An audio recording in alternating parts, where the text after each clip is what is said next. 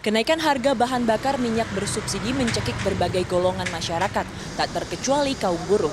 Dalam diskusi yang digelar Konfederasi Serikat Buruh Sejahtera Indonesia atau KSBSI pada Rabu siang, pihak pemerintah yang diwakili oleh Kementerian Sosial mengatakan bahwa menaikkan harga BBM bersubsidi menjadi jalan terakhir yang bisa diambil pemerintah karena tak sanggup lagi menanggung beban subsidi energi APBN yang terus membengkak mencapai 502 triliun rupiah.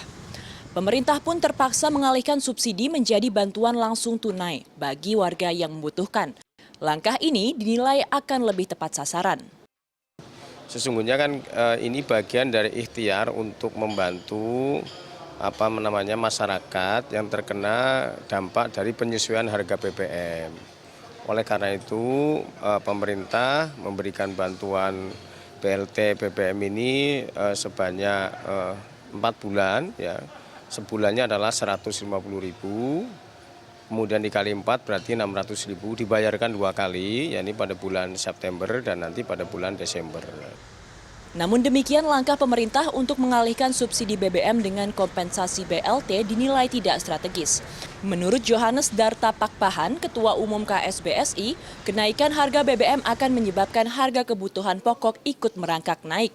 Bantuan langsung tunai yang diberikan pun tidak akan membuat daya beli masyarakat membaik secara jangka panjang, terutama setelah BLT dari pemerintah berhenti. Yang kita takutkan, masyarakat yang takutkan sekarang itu bukan hanya BBM-nya. Yang akan naik itu harga kebutuhan bahan pokok akan naik, harga listrik akan naik, air akan, semua akan naik. Sedangkan tugas pemerintah kan, fungsi pemerintah salah satu adalah memastikan harga itu bisa stabil. Yang saat ini belum bisa dilakukan oleh pemerintah.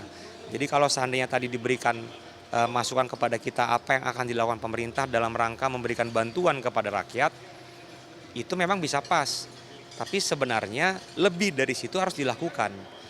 Hal senada diamini oleh Gede Sandra, pengamat ekonomi dari Universitas Bung Karno ini menyayangkan langkah pemerintah yang menaikkan harga BBM di tengah situasi buruh yang belum sepenuhnya pulih terhantam pandemi COVID. Apalagi bantuan yang diberikan hanya kepada 8 juta penduduk miskin saja. Ya, kondisi kelas pekerja atau buruh sebenarnya sudah sangat buruk ya Mbak. Jadi kan pemerintah sendiri hanya menaikkan UMK itu hanya 1,08%.